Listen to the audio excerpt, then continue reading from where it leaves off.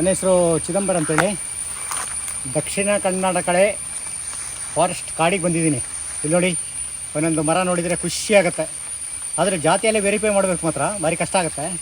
ಇದು ಕಿರಳ್ ಬೋಗಿ ಅಂತೇಳಿ, ಇದು ಅದರದ್ದು ಎಲೆ ನೋಡಿ ಸರ್, ಕಿರಳ್ ಬೋಗಿ ಎಲೆ ಇದು. ಇದಾಗಲೇ ಬೀಜ ಬಿದ್ದು ಗಿಡ ಹುಟ್ಟಿದೆ ಸರ್. ಇದು ತುಂಬ ಹುಟ್ಬಿಟ್ಟಿದೆ ನೋಡಿ ಅದರದ್ದು. ಇದು ಸಣ್ಣ ಗಿಡ ನಾನು ನಿಮಗೆ ತೋರಿಸ್ತಾ ಇರೋದು. ಇದು ಅದರ ಸಣ್ಣ ಗಿಡ ನೋಡಿ. ಬೀಜ ಹೀಗಿರುತ್ತೆ ನೋಡಿ, ಹೀಗೆ ಬೀಜ. ಇದು ಸಣ್ಣ ಗಿಡ. ಇದರ ಹೆಸರು ಕಿರಳ್ ಬೋಗಿ ಅಂತ. ಒಳ್ಳೆ ಟಿಂಬರ್ ಇರುತ್ತೆ ಸರ್. ಇದು ಒಳ್ಳೆ ನಾಟ, ಮನೆಗೆಲ್ಲ ಜಾಸ್ತಿ ಉಪಯೋಗ ಮಾಡ್ತಾರೆ.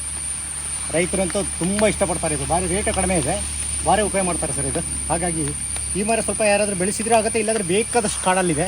ಫಾರೆಸ್ಟ್ನವರೆಲ್ಲ ಬೆಳೆಸಲ್ಲ, ಯಾಕಂದರೆ ಇದು ಜರ್ನೇಷನ್ ಆದರೂ ಕೂಡ ಬೇಗ ಭಾರಿ ಲೇಟ್ ಸರ್ ಇದು ಬರೋದು. ಹಾಗಾಗಿ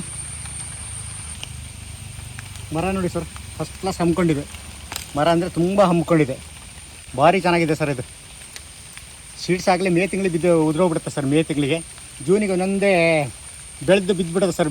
ಒಳ್ಳೆ ಸಣ್ಣಕ್ಕೆ ಈ ಹಾಲ್ಮಡ್ಡಿ ಬೀಜಕ್ಕಿಂತ ಸ್ವಲ್ಪ ಇದು ಹೇಳ್ತಾರಲ್ಲ ಸರ್, ಧೂಮನ್ ಬೀಜ ಅಂದರೆ ಸ್ವಲ್ಪ ದೊಡ್ಡದಿರುತ್ತೆ. ಇದು ಸ್ವಲ್ಪ ಭಾರಿ ಸಣ್ಣ ಬೀಜ ಸರ್. ಬೀಜ ನೋಡಿದರೆ ಗೊತ್ತಾಗುತ್ತೆ.